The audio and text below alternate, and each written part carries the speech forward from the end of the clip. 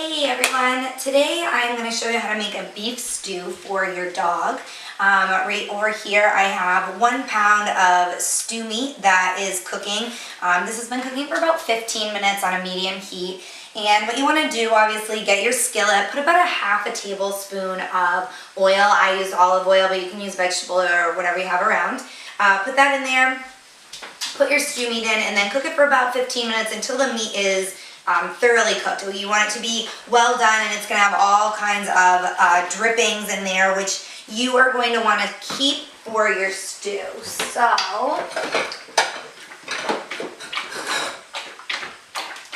I'm going to grab another plate, and I'm going to start fishing these pieces of meat out of the drippings. Because you want to keep your drippings and you want to keep them right in the same pan, because this is actually the pan that you're going to use to cook your stew in. That's one of my favorite things about this recipe, is that it's very easy cleanup. There's not a lot of cleanup that goes with this one, whereas some of the recipes that I do, you end up having to do an entire load of dishes because you've used so many. So here's my stew meat. That's 1 pound of stew meat. Now in here, I don't know if you guys can see it, but I've got some drippings on the pan here. And I'm going to leave those right in there. It's still on a medium heat.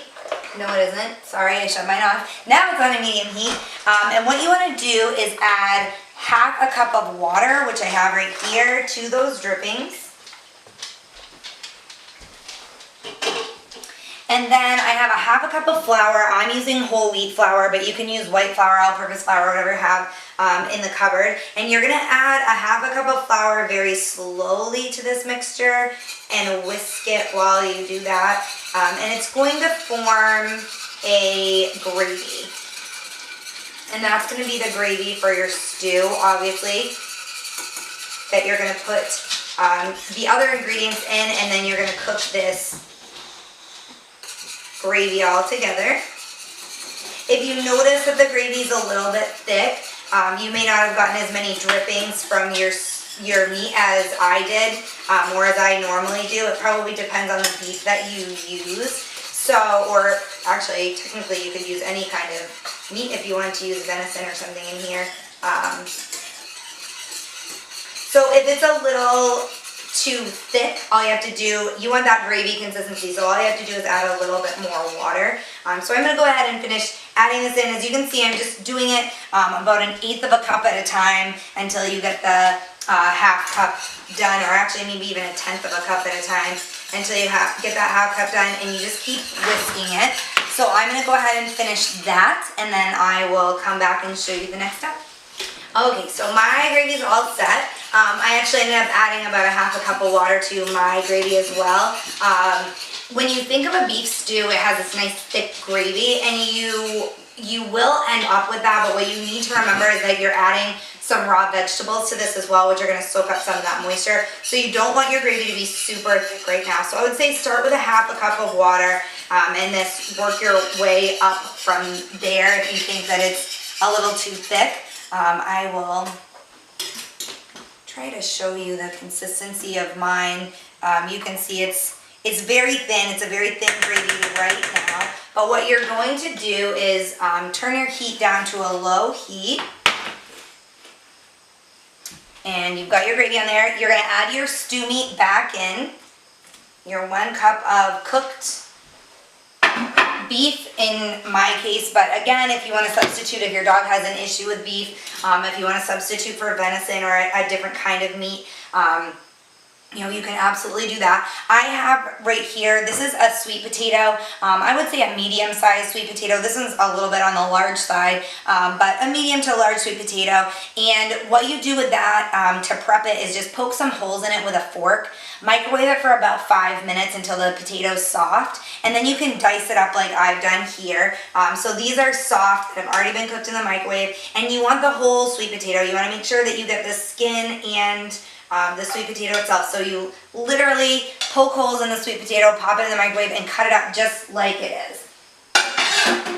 So skinning all my sweet potatoes in there, and that it's already soft, so you don't have to worry about that cooking as much.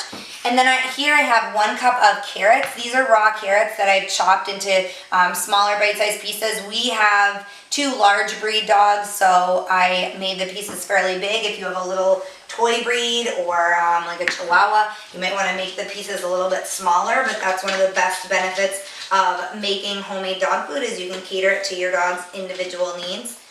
So I'm going to mix that up a little bit here.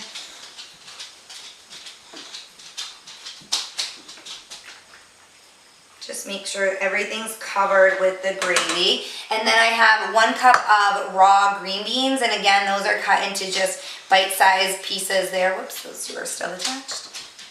So bite-sized pieces, I cannot get that in there. And those are raw as well, and you just sprinkle those in. And that's it for this recipe. It's very simple, very few ingredients. Again, you know, one of the benefits of the homemade dog food is that you can make it as healthy as you want it to be. So we use these vegetables, came right out of our garden. You can certainly buy yours at a farmer's market. Make sure that they're organic. You can use beef that is hormone free. You can make sure that, you know, the vegetables, they're not using any pesticides or anything like that. Or like we did, get them right out of your own garden, which is even better. So what you end up with is a stew that looks like this right now. And you're going to cook it on low heat for about 15 minutes covered. So that's going to simmer on there for about 15 minutes. And you want to stir it every 2 or 3 minutes while it's cooking. And you're only cooking until the vegetables are soft. So when your carrots and your green beans are soft, it's done. You let it cool and you can serve it up to your dog just like that. I feed our large breeds who are, our boxer is about 60 pounds and our chocolate lab's about 80 pounds. They get about 1.5 cups of this food in the morning and at night. You can speak to your vet or a canine nutritionist about how much to feed your dog, but sorry, they get about a cup, 1 cup of food in the morning and at night. We have a little beagle who gets about 1/2 cup of this food in the morning and at night, so she gets about 1 cup every day. Now this food is much more high quality than like with any homemade food than with the stuff that you're buying in the stores. So your dog doesn't need to eat as much. If you're feeding 1.5 cups to 2 cups of regular dog food, commercial grade dry kibble, you are not going to need nearly as much as this because the nutrients in this are much more dense than the nutrients in the commercial grade dog kibbles. So this is my beef stew recipe. I hope you guys enjoy it. I hope your dog enjoys it. Obviously it's meat and it's vegetables. It's in that gravy. It smells very enticing. I would be very surprised if your dog didn't eat it. Our dogs love it. You can put this in an airtight container after it's cooled and stick it in the fridge for about 5 days. So if you do 1 big batch of this, you could have dog food for during your work week and then cook on the weekends again. That is the one downside to homemade food, is the time that it takes to prep the food and make the food. This recipe in total takes me about 40 minutes between prepping and cook time. So it's obviously more inconvenient than dry kibble, but I make it in advance and refrigerate it, and it works out well for us. It's so much healthier for your dog. So if you have any questions about homemade food or this recipe in particular, you can jump on our website, topdogtips.com. Check out the other recipes that I have. There's tons on there. If you have any questions, comments, concerns, a recipe that you're looking for, if your dog is diabetic or needs a low-fat diet or something like that, puppy food, any special treats or anything that you're looking for, send me a message. I'd love to hear from you guys, and I'll be happy to get those recipes up for you. You can find me and my contact info on our website, topdogtips.com. You can email me at samantha@topdogtips.com. You can find us on social media. We're on Facebook, Twitter, Google+, Instagram, and of course YouTube. You can watch this on our YouTube channel.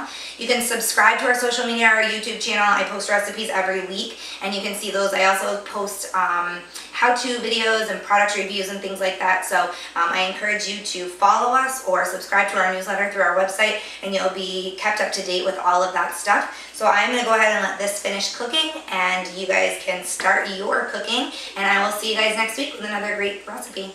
Thanks.